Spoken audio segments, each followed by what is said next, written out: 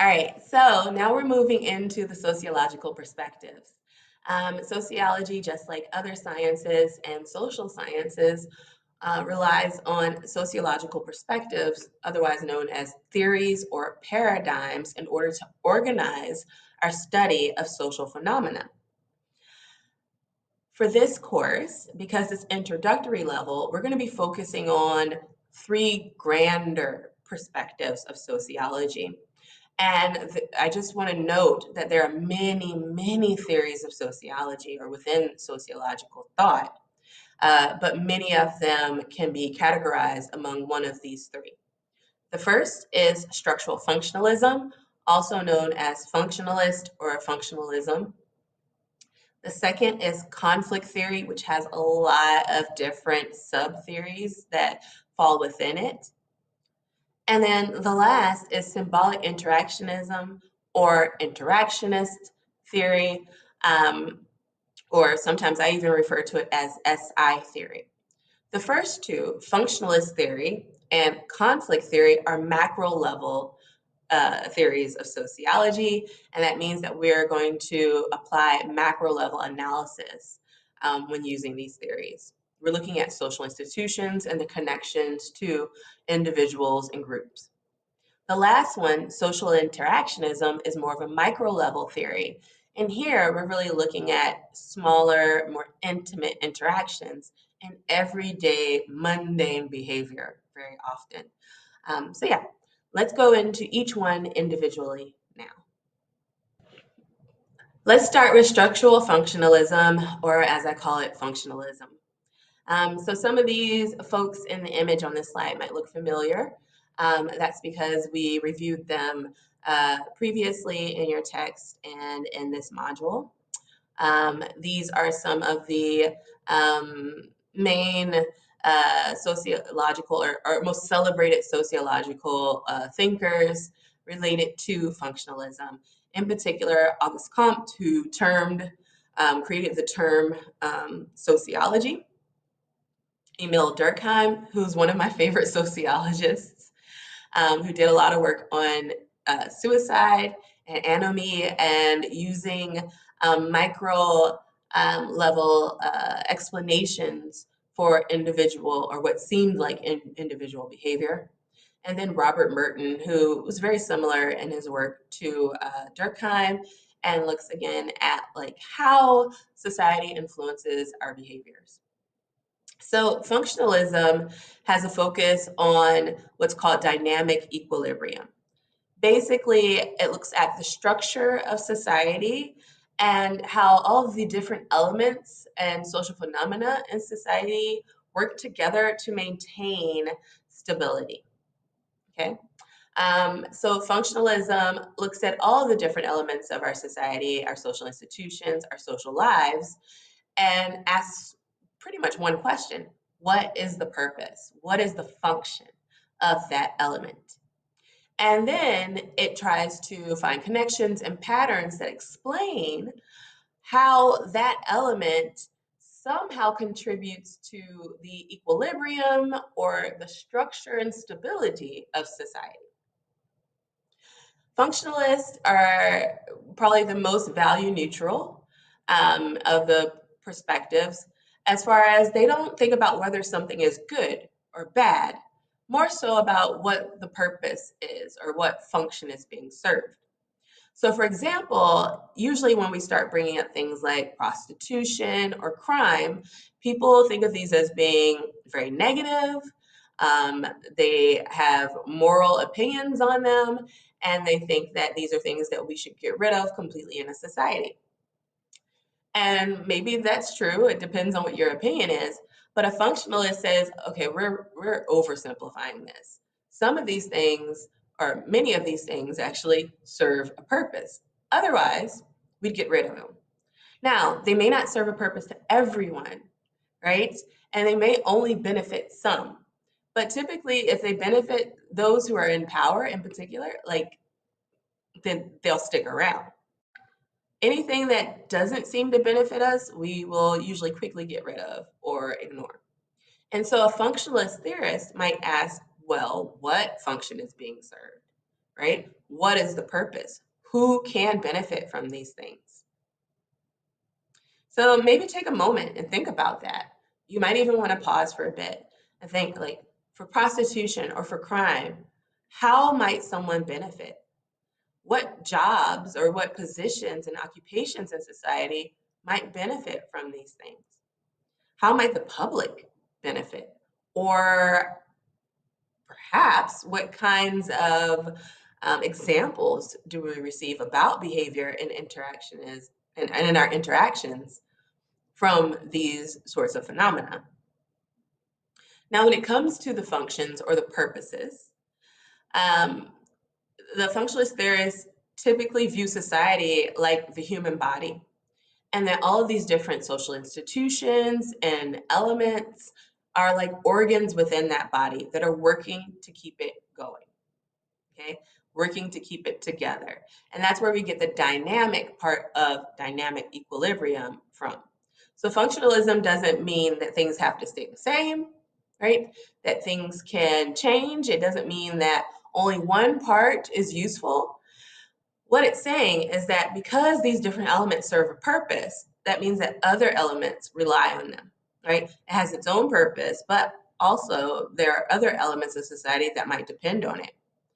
So, for example, tobacco use is something we typically agree is problematic. However, if tobacco and all of its forms was to disappear overnight, there might be some social institutions that might suffer, right? You might notice, especially if you're a smoker or a former smoker, that there's a lot of tax money that's collected, right? That tobacco prices are much higher than the actual value of the product. And as a result of that, that means that there is tax revenue, and often there are a lot of educational programs that are funded by those taxes and fees, right? And so nothing is really as simple as it seems. There's a reason why we know that tobacco is deadly, but we continue to see that it is legal and available. Okay, so maybe think about some different areas when it comes to tobacco use that might benefit someone or some bodies in society. Another thing that functionalists discuss is whether these functions are manifest or latent functions. Manifest functions are the obvious, overt functions of an institution or phenomena. These are the expectations, right? So, for example, if we look at the social institution of education, we expect certain functions to be fulfilled by education. Learning how to read, knowledge, um, being able to get credentials to get a job or to enter a certain occupation in the future. But for many of these phenomena, there are also latent functions. And these are the ones that are kind of covert. They might be hidden or they might just be lingering under the surface, right? So other functions of education as a social institution is keeping young people busy and out of the workforce, right? Why did we create a system of compulsory public education in the United States? Well, turn to those latent functions and start thinking about that. What are some of the reasons? Might be some of the motivations for having children as young as 4, sometimes 3 years old, enter into this major social institution and keeping them in it, right? What might be some motivations for a compulsory education through at least grade 12? Sure, there's the manifest functions, but I'm certain that if you dig in there, you'll find that there are some latent functions as well, right? Some other purposes that are served. And then finally, we talk about dysfunction as well when we're looking at functionalism. Dysfunction is when some phenomena is actually causing a threat to the stability of society, right? It is not functioning correctly. And that doesn't mean it's necessarily negative. It just means that it is a threat to the stability, to the equilibrium of society. So if you were looking at the social institution of the family and the values and ideals about family that we all kind of embrace, you might think about well, hey, like what happens if we perhaps change one of these values for better or for worse, and it undermines our other social institutions, right? Is it a risk, right? Is there a chance of us disarming society, right? And so those are the examples of different types of functions within the functionalist theories. Sorry. All right, so now we get to move into one of the theories of sociology that I really enjoy talking about. I think it's partially because it's one of the simpler ones for students to understand, but also because some of the characters involved are really fun, and it has a lot of focus on inequality, which is of interest to me. So the conflict theory is another macro level theory. And here we're looking at the struggle over scarce resources in societies. And so that's the conflict. Conflict theorists say that throughout our society, conflict is the natural state of things, right? Excuse me.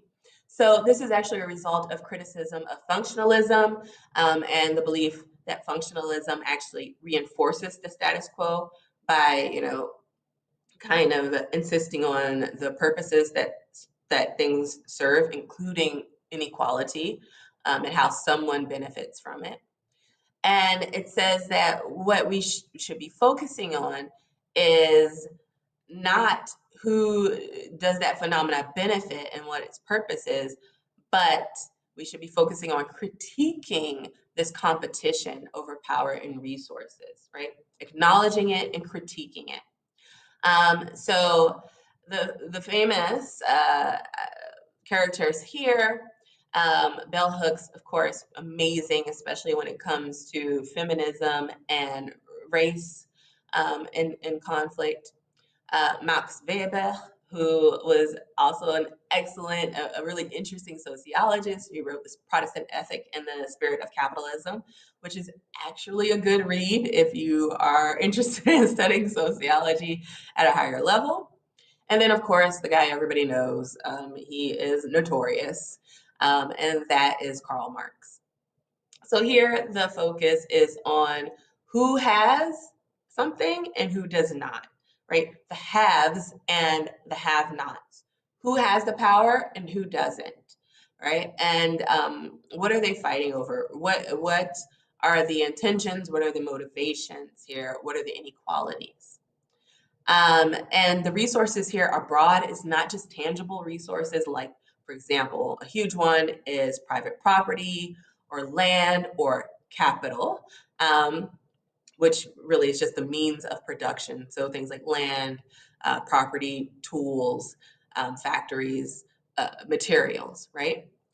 And looking at also things that aren't tangible, like class, like wealth, power, prestige, and so on. Okay.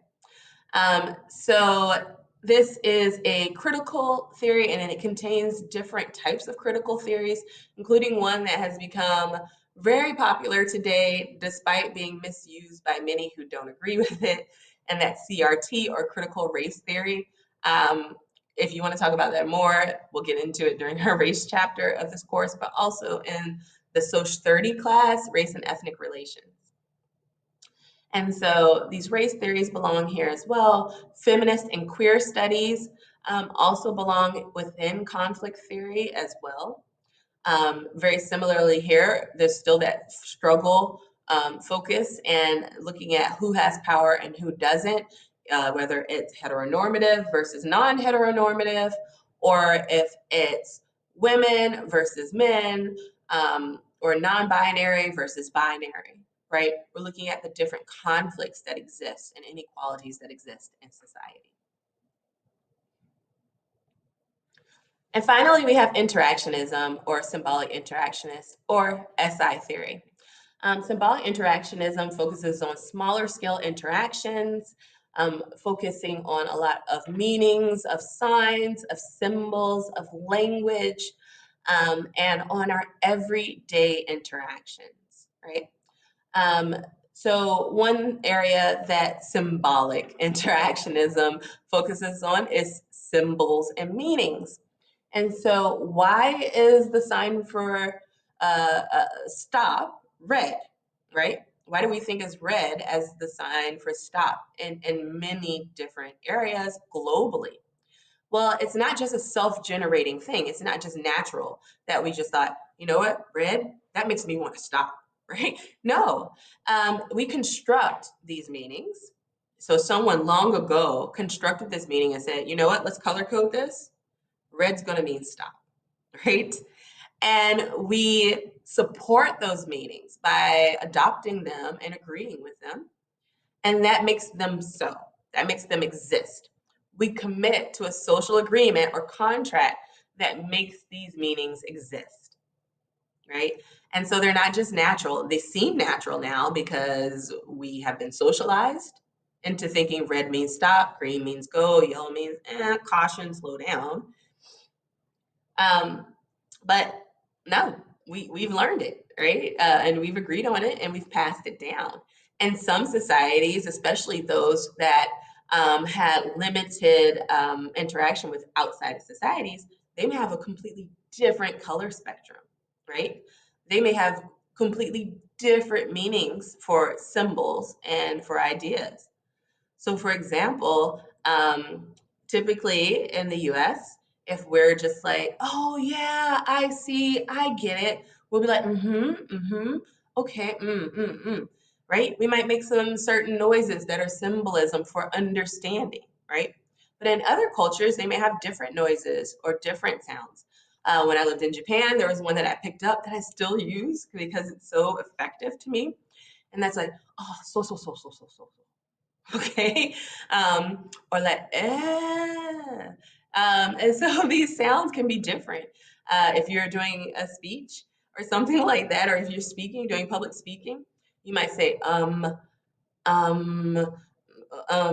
and that's not just an American thing. I just did it. I've heard it elsewhere, but in Japan the sound is not it's ano, very different, right? Um, and so it's not just like a natural thing. We create these meanings and we adopt them. So yeah, that's social symbolic interactionism. Oh, one more thing here, dramaturgy. So dramaturgy we're going to talk about when we get into socialization and social interaction.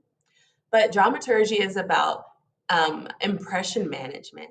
And so, how we use these symbols and meanings in order to give a specific impression to people in society in our interactions. And so, it's really interesting.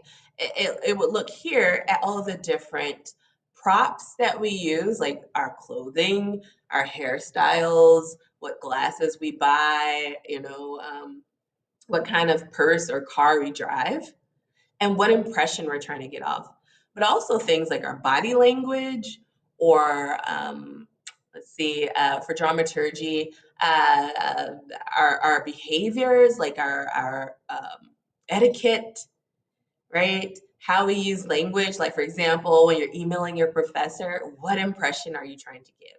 Do you want to seem respectful? Then you'll say, "Dear Professor," or "Dear Dr. So and so." Do you just not care? Which I don't suggest. And then you might just start talking and asking for things without saying please or anything like that, right? So impression management is another area of interactionism that we study. Like, what is the impression that we're trying to get off, and what causes people to give certain impressions and others to give different impressions?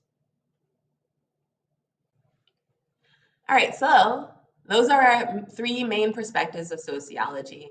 Of course, in your text and in any supplemental videos, you'll be able to find other descriptions that might be helpful as well. But if you need help with these, come and see me during office hours and we can talk about it or make an appointment because it's really important that you grasp these concepts sooner than later, like right now, because they're going to be applied throughout the semester. So finally, I want to leave you with this quote from Bordeaux, basically saying that the difficulty in sociology is to manage to think in a completely astonished and disconcerted way about things you thought you had always understood, right? And that's what's the real mastering of sociology is. Mastering that sociological imagination and being able to look at things you've always known and realizing that you really don't know as much as you thought you did, right? How can this be impactful? How can this study, how can these perspectives be helpful in your personal life, in your education, and in the greater society? All right, thanks. See you next time.